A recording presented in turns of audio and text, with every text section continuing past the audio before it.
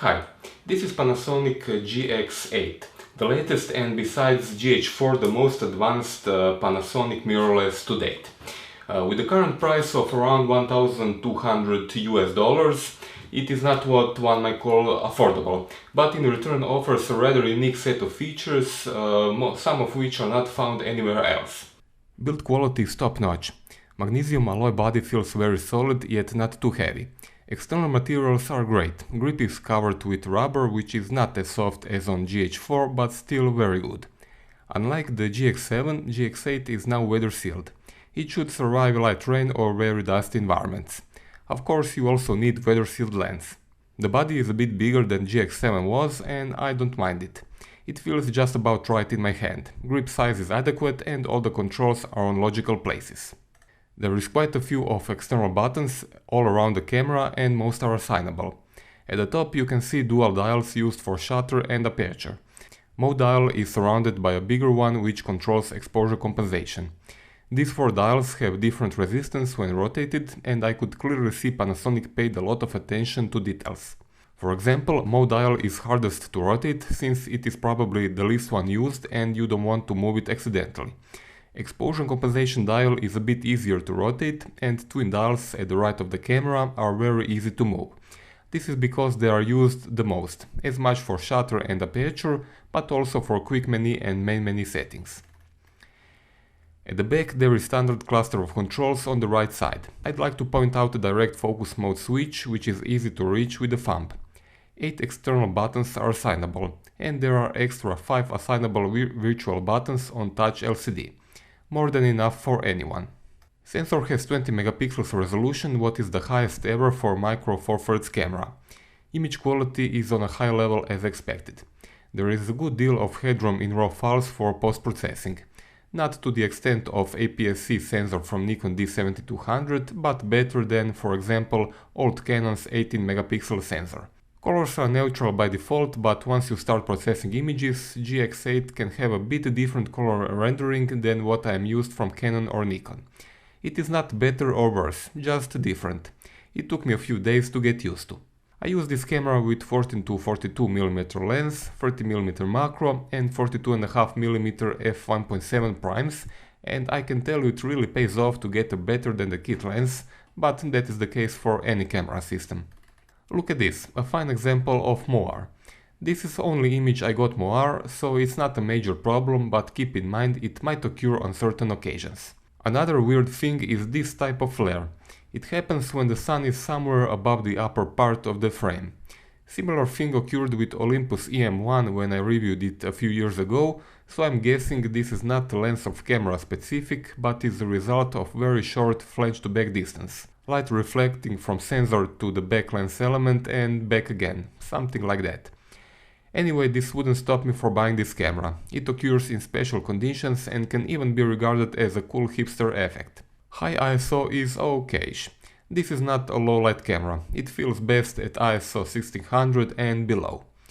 For me, ISO 6400 is absolute maximum for regular use, and even then there can be a lot of noise in images. GX8 has both stabilized sensor and can use in-lens stabilization. It combines the effect, and Panasonic claims it is especially effective for shooting with telephoto lenses, where a small movement of camera can create a lot of blur on image. Right now only lens stabilization is active with 30mm macro lens. When I remove it, you can see it shows only body stabilization, and when I finally attach 14 to 42mm, both in-body and lens stabilizer work. It is required to update lenses, and Panasonic promises almost all of them will be updated by the end of 2015. If you are wondering if it is possible to manually select body or lens stabilization, the answer is no. The camera decides by itself what is best and indicates it on the LCD with a special icon. Panasonic cameras have always had strong video mode, and the same can be said for GX8. Recording format can be MP4 or AVC HD. AVC HD will offer only Full HD video, but MP4 has more resolution settings. Highest resolution is 4K at 3025 or 24p, and Full HD is available at maximum of 60p. There are also zebra function and focus peaking, as well as all manual exposure and focus controls.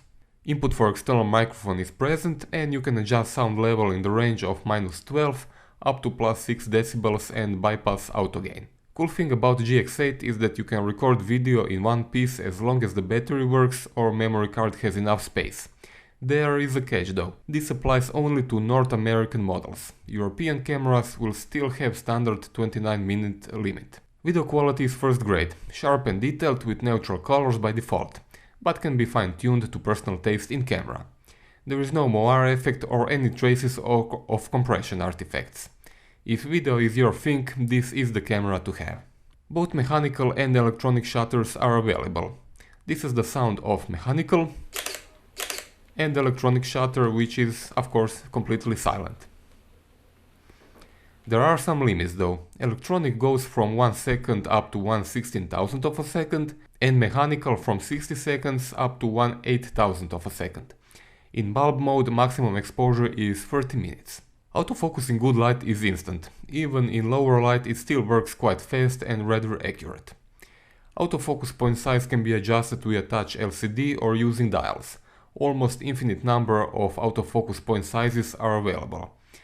Besides the single point, it is possible to use face detection, tracking, 49 area, custom area where you can select your focus point layout no matter how weird it looks, or pinpoint, which is best for very accurate focusing.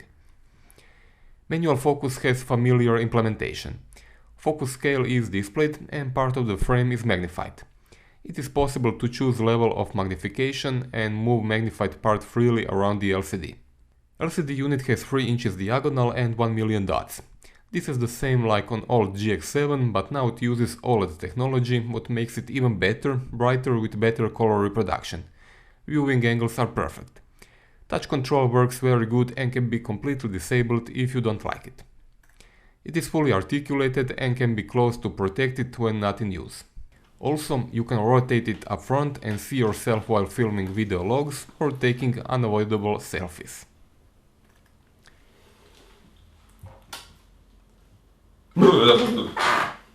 Viewfinder is still unique on the market. It is the only articulated viewfinder what is needed for shooting from lower perspective or upward without breaking your neck. It is also much better than on previous GX7. It has a bit lower dot count, but is visibly bigger and uses OLED technology. Thanks to that, there is no more RGB tearing effect. It is very bright and detailed and can be set to very high 60 frames per second refresh rate. Speed at which live view changes from LCD to electronic viewfinder and the other way around is rather good, somewhere under a second. It is still not instant, but fast enough not to feel restricting in daily use. A detail I liked most is removable rubber eyepiece, what wasn't possible on GX7.